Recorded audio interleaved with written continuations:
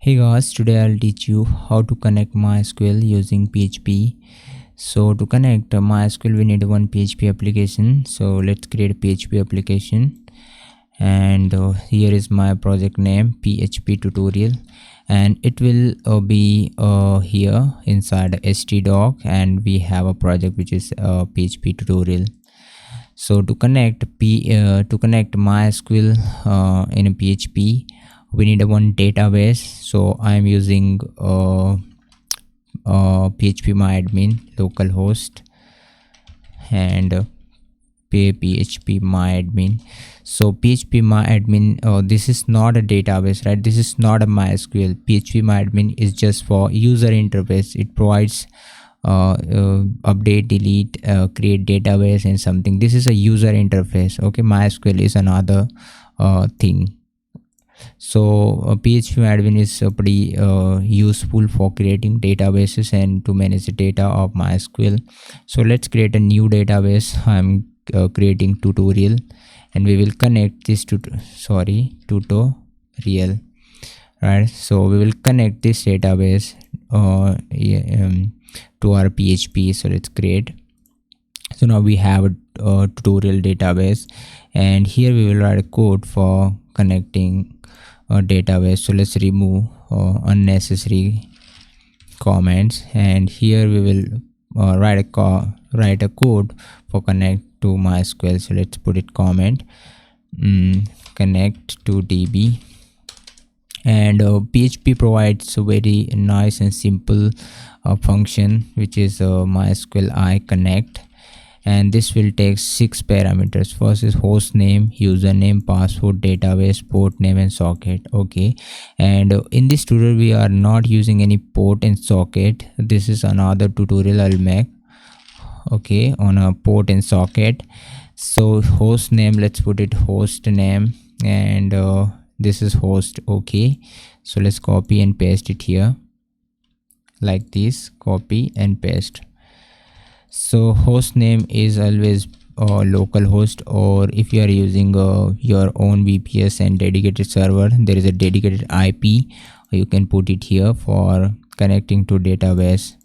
And username is root. My username is root, and username is what? Okay, this is our database name. If you are using a live server, the username will be different. Okay, you can create using the cpanel, and if you are using VPS of unmanaged server, you can create by commands. Okay, simply you can use a putty, and also you can install a PHP myadmin there also. Okay, so I will teach you these are the advanced thing in a PHP. And then we need a password of our database. So this is password, and password of our database by default it's blank, it doesn't have any password. Okay, in a local server, this is localhost, this is XAMPP XMPP. So its password is blank. And then database name. So database name we have created, which is tutorial. Let me check tutorial, yeah, this one. And let's store this. This is actually a function, and you can store inside a variable connection, copy, and when you echo or print to connection, it will show our connection. So let's copy, let's run these applications, localhost and PHP tutorial. And if you see MySQL ID, okay, client ID, and it's showing lots of things for us for using MySQL, right?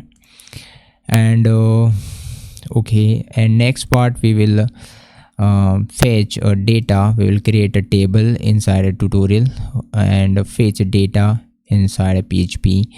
And one more thing you need to know, another way to connect MySQL, which is a object oriented style. Okay, so simply comment it.